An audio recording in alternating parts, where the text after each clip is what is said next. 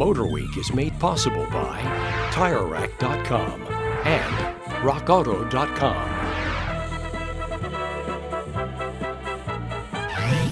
When the subject of four-wheel drive wagons comes up, a name that isn't too often heard is that of the Toyota Land Cruiser. That's because its premium price and small production run limited Land Cruiser presence to those that craved its legendary combination of stark utility and unfailing reliability. But it's time for the 1991 models, and among Toyota's offerings is a new Land Cruiser. It's a much more modern vehicle than its predecessor. But we wonder if making the Land Cruiser up to date spoiled the legend.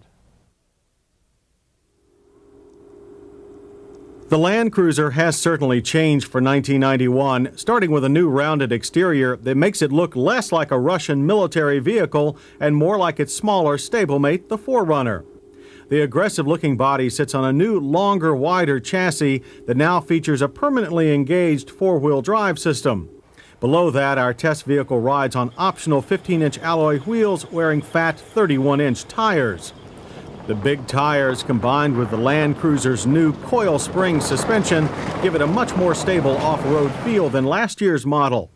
The extra wheel travel provided by the coil springs allows the new Land Cruiser to easily conquer obstacles that might have stymied the old model. One test driver even went so far as to compare it to the off-road king, the Range Rover, noting that only its size might keep the Toyota behind the smaller and more agile British machine. The Land Cruiser moves its 4,500-pound bulk with the same reliable 4-liter inline-6 that it's used for years. It makes a modest 155 horsepower, but torque is a healthy 220 pound-feet produced at only 3,000 RPMs. Combined with an electronically controlled 4-speed automatic transmission and a locking center differential, this allows the Land Cruiser to push its way through even the heaviest terrain. On flatter surfaces, the Land Cruiser strolls to 60 in a leisurely 14.2 seconds. Not surprising considering its size and weight. The quarter mile takes 19.7 seconds at 68 miles per hour. There's plenty of power off the line, but with all the torque biased to the bottom end, it quickly falls off. Shifts are crisp, but once again, the ratios are better suited for off-road work than general highway driving.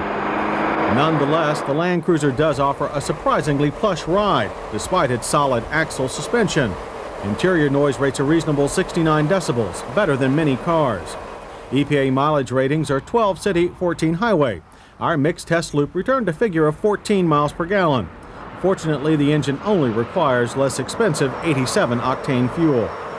The Land Cruiser rolls through our handling test the way that we expect a big truck to, with heavy front plow and lots of tire scrub.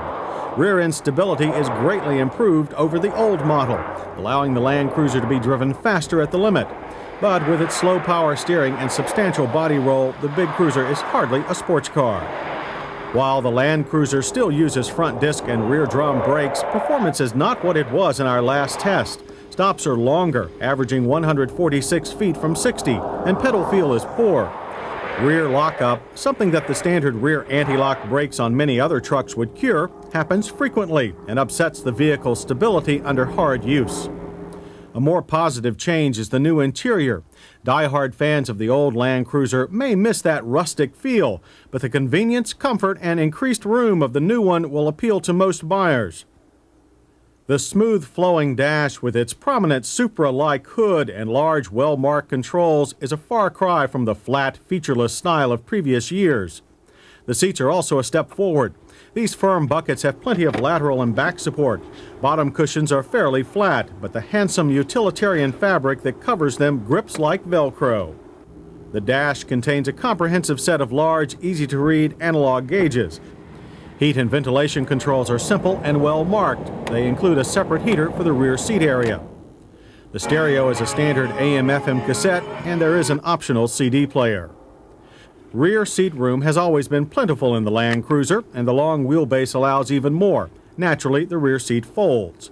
Cargo space is generous, over 97 cubic feet with the rear seat folded. If moving people is a priority, an optional third seat is available. When not needed, it folds conveniently out of the way in the same manner as the rear seats in the Previa minivan. When we tested the old Land Cruiser in 1989, its $20,900 base price placed it near the top of the 4x4 market. This year, the price has risen even further and starts at $21,998. Fully optioned, our test vehicle comes to $27,728. By comparison, the Range Rover will still cost you more. Despite the Land Cruiser's suspension update, the British machine still holds the edge off-road. But the new Land Cruiser features a more modern interior, as well as more total luggage space and an optional third seat. While not yet rating a perfect score with us, the new Toyota Land Cruiser is a vast improvement over its predecessor.